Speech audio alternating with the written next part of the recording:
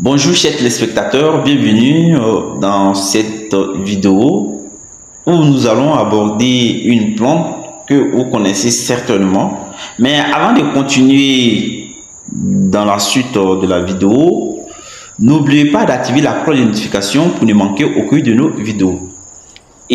Cette plante, il s'agit de Argemone mexicana, que les Akans appellent Akusiribi, le Bambara, Bozobo, les Sénufo, Naka ou Taba. Cette plante pousse toute l'année, donc il sera facile pour vous de l'obtenir dans votre zone si elle y pousse. Les parties que vous devez utiliser sur la plante, il s'agit des feuilles et des racines. La plante s'utilise dans plusieurs affections ou maladies.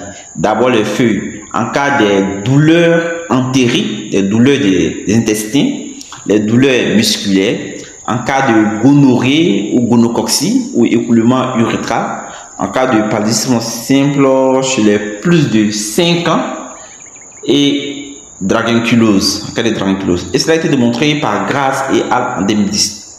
En cas d'hématurie, présence du sang dans les urines, lorsque vous urinez et que vous voyez du sang dans les urines, vous pouvez l'utiliser. En cas de dysfonctionnement du foie ou dictée. En cas de toux, de maux de dents, de constipation et d'eczéma. Le jus est utilisé comme anti-émétique, c'est-à-dire que contre le vomissement. En cas d'infection de l'oreille, infection de l'œil.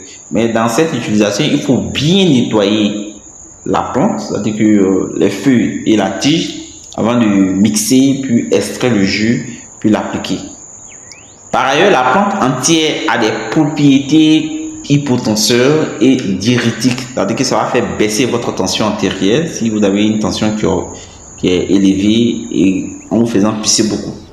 De plus, les feuilles et les tiges ont des effets antibactériens, antiviraux, antispasmodiques et stimulent l'immunité. Cette plante est très puissante contre le Staphylococcus aureus, Escherichia coli, Pseudomonas aeruginosa. Ces bactéries, avec le Staphylococcus aureus, le Escherichia coli et Pseudomonas aeruginosa sont responsables de la plupart des antibiorésistances dans nos hôpitaux. Et ce qui va faire que si vous faites une infection qui est due à ces bactéries, vous allez voir que malgré la prise des médicaments que votre médecin vous donne, vous ne guérissez jamais. Et la puissance de la plante sur ces différentes bactéries a été démontrée par Batachar G et Al en 2006, qui ont fait une étude dessus et qui ont démontré cela. Et cette plante a une activité anti-VIH qui est revenu promoteur sur les cellules humaines et les lymphocytes CD4 infectés par le VIH1. Précaution d'emploi, l'utilisation de la plante ne doit pas dépasser une semaine. Également, avec la prise de cette plante, vous pouvez présenter des effets indésirables comme vomissement, diarrhée, les jambes enflées, les éruptions cutanées ou essoufflement. Si vous voyez ces symptômes, ces effets indésirables, il faut arrêter la prise de la plante.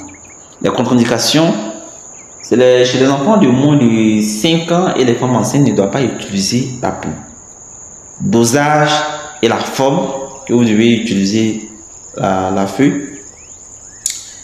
Il s'agit de faire la décoction.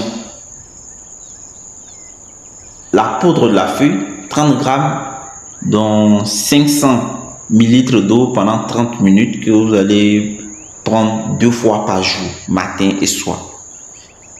Si cette vidéo vous a plu, n'oubliez pas d'activer la cloche de notification et partagez au maximum. Prenez bien soin de votre santé. À très bientôt.